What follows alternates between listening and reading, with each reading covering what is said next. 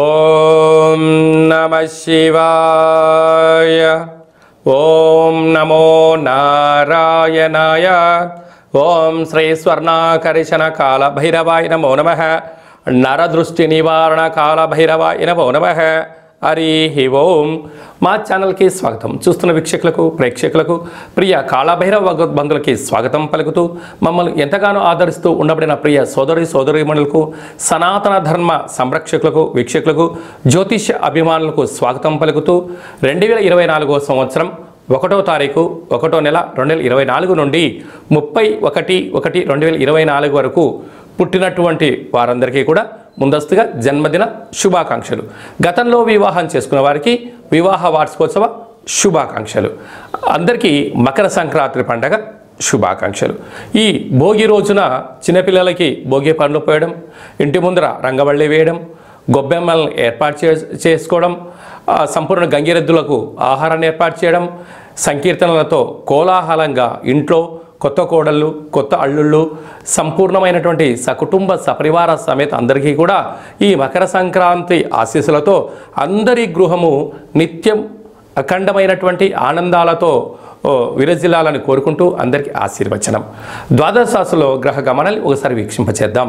మేషరాశిలో గురువు, కన్యరాశిలో కేతువు, వృశ్చిక రాశిలో బుధ శుక్ర సంచార స్థితి, ధనుసు రాశిలో కుజుడు మరియు రవి సంచార స్థితి, కుంభరాశిలో శనేశ్వర స్వామి స్వక్షేత్ర సంచార స్థితి, మీనరాశిలో రాహు సంచార స్థితితో గ్రహ గమనాలు ఈ విధంగా ఉన్నాయి.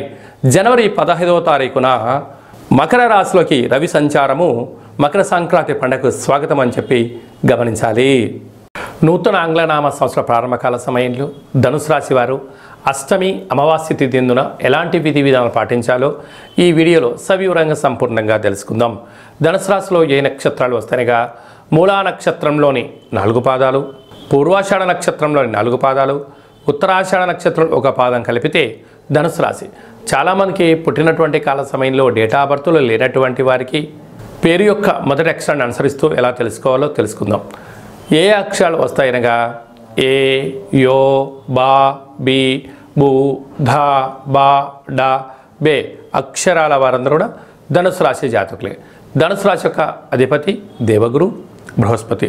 వీరికి రాశిలోనే రవి కుజ సంచార స్థితి సంచారం చేయడం వలన, కుజదోష ప్రభావం కలగడం వలన దూర వాయు జల ప్రయాణాల్లో స్వల్పమైనటువంటి చికాకులు, ఇబ్బందులు, ప్రణాళిక లేనటువంటి కార్యక్రమాలను ఆచరింపచేయడం వలన కొద్దిపాటి ఆరోగ్యం, అలసట, నీరసం, చికాకులు తెప్పించే పరిస్థితి ఉంటుంది. దీనివల్ల సమయం వృధా అవడం, ధనం వృధా అయ్యే పరిస్థితి చాలా అధికంగా ఉంటుంది. కనుక ఒక పద్ధతిగా ప్రణాళికంగా ఆధ్యాత్మిక చింతకరగా మీరు ఏర్పాటు చేసుకోగలిగితే అన్నింటా విజయం మీ సొంతం అయ్యేటువంటి పరిస్థితి ఉంటుంది. తృతీయంలో శని సంచార స్థితి ఉండడం వల్ల తల్లిదండ్రులతో, అత్తామామలతో, బంధువులతో, మిత్రులతో ఎప్పుడు మీరు ఏలెత్తి చూపించుకునే పరిస్థితి ఉంటుంది. ఎందుకంటే మీ ఎదుగుదలను వీరే ఓర్వలేని పరిస్థితి ఉంటుంది. కనుక ఎప్పుడూ కూడా మీ మీద ఆధారపడే వారి యొక్క జీవన విధానం పరిస్థితి ఉంటుంది. మీరు అవునంటే ఒక సమస్య, కాదు అంటే ఒక సమస్య, మౌనంగా ఉంటే ఎందుకు ఇలా ఉన్నావు, మాట్లాడితే ఎందుకు ఇలా మాట్లాడేవనే పరిస్థితి అయ్యే పరిస్థితి ఉంటుంది. కనుక చిరునవ్వుతో కాలాన్ని గడిపే ప్రయత్నం చేయండి. ప్రశాంతంగా ఉండబడిన ఆధ్యాత్మికమైన ఆరోగ్యకరమైన వాతావరణాన్ని ఏర్పాటు చేసుకోగలిగితే మీకన్నా అదృష్టవంతులు ఎవరు లేరు అని చెప్పి గమనించాలి. అర్ధాష్టమ రాహు. మీరు ఎవరి చేతికైతే డబ్బులు ఇస్తున్నారో, ఎవరి ద్వారా అయితే మనం అనుకుంటున్నామో బంధువుల ద్వారా, మిత్రుల ద్వారా అంతర్గతమైన శత్రువులు పొంచి ఉన్నారు. తస్మాత్ జాగ్రత్త. రాజస్థాన్లో కేతు సంచార స్థితి ఉండడం వలన వృత్తులలో, ఉద్యోగాల్లో, వ్యాపారాల్లో మరో మైలురాయి దాటబోతున్నారు అని చెప్పి గమనించాలి. వ్యయంలో బుధ శుక్ర సంచార స్థితి నూతనమైన వాహనాలు, గృహాలు, విలాసవంతమైన వస్తువులు, బంగారు ఆభరణాలు, ఆధ్యాత్మిక తీర్థయాత్ర కార్యక్రమాల్లో అన్నింటా విజయం మీ సొంతం కాబోతుంది.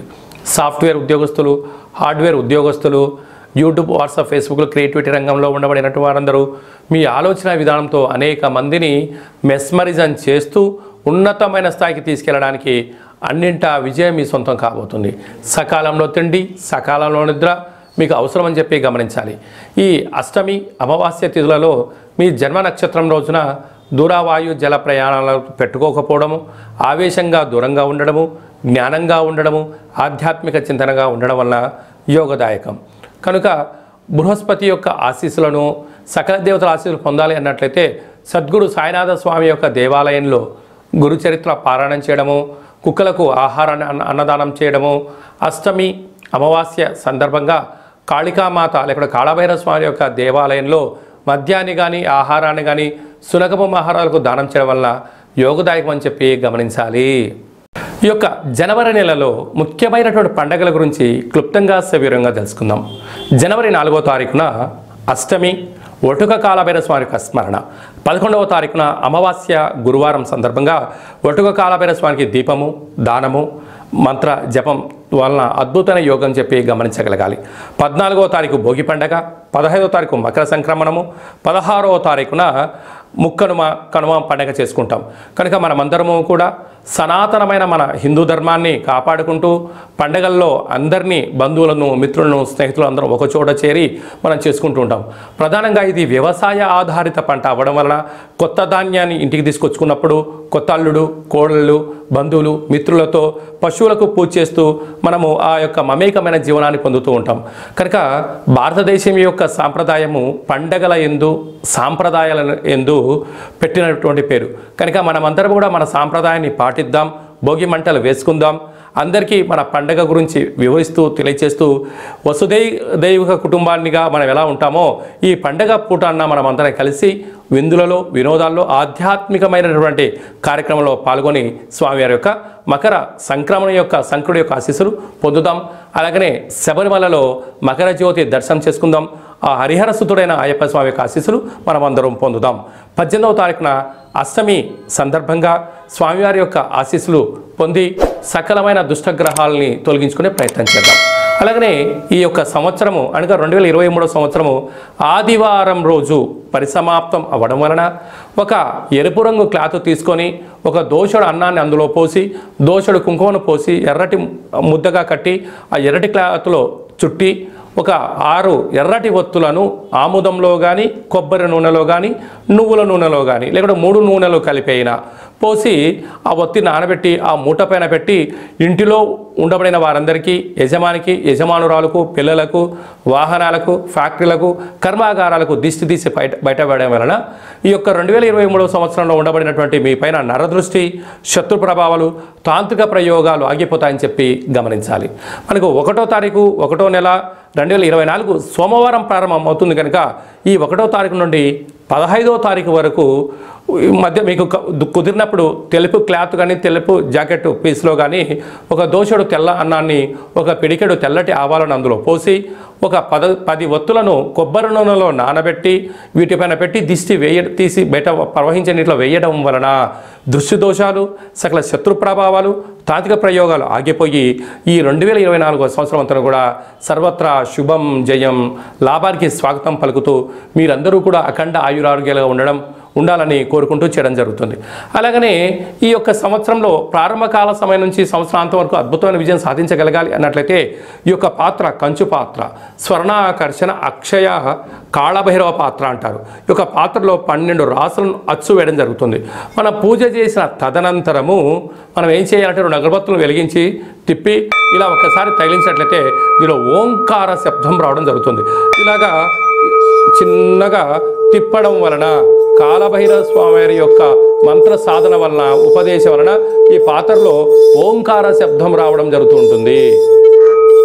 ఈ శబ్ద తరంగాల వలన గృహంలో ఉండబడే జ్యేష్ఠాదేవి బయటికెళ్ళి లక్ష్మీదేవి గళ్ళు గళ్ళు అంటూ మన ఇంటికి వచ్చేసి కాలాన్ని శాసింపజేసే శక్తి కాళభైరవుడికి ఉంటుంది. కనుక కాళభైరవ స్వామికి ఆశీర్వాద చేత మన గృహంలో అంత అద్భుతమైనటువంటి ఆనందానికి స్వాగతం పలుకుతూ దుష్టగ్రహాలు తొలగిపోయి తాంత్రిక ప్రయోగాలు కూడా తొలగిపోతాయని చెప్పి గమనించాలి.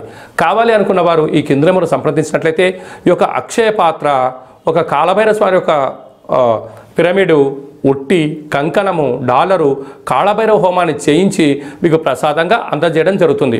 కనుక అక్షయపాత్రను సొంతం చేసుకుందాం, అష్ట కష్టాలకు స్వస్తి పలుకుదాం. అలాగనే మీ వ్యక్తిగత జాతకం తెలుసుకోవాలనుకుంటున్నారా? పుట్టినటువంటి తేదీ, నెల, సంవత్సరం పుట్టిన సమయాన్ని రాసి మీరు వాట్సాప్లో పంపించినట్లయితే మీకు సంపూర్ణంగా సవివరమైన జాతకాన్ని రాసి 100 సంవత్సరాల జాతకాన్ని రాసి పంపించడం జరుగుతుంది. పుట్టినప్పుడు గ్రహ గమనాలు ఎలా ఉన్నాయి, ప్రస్తుతం ఎలా ఉన్నాయి, రాబోయే కాలం ఎలా ఉండబోతున్నాయో సవివరంగా మీకు తెలియజేయడం జరుగుతుంది. చాలామందికి డేట్ ఆఫ్ బర్త్లో లేనటువంటి వారికి మీ పేరు యొక్క మొదటి అక్షరాన్ని అనుసరిస్తూ రాశిని తెలియజేస్తూ కాళభైరవ మంత్ర ఉపదేశం ద్వారా ఆదేశాల ద్వారా భూత భవిష్యత్ వర్తమానాన్ని గవ్వల ద్వారా మీకు తెలియజేయడం జరుగుతుంది. ఆసక్తి గలవారు ఈ కింది నెంబర్ని సంప్రదించి అపాయింట్మెంట్ తీసుకొని సంప్రదించగలరు.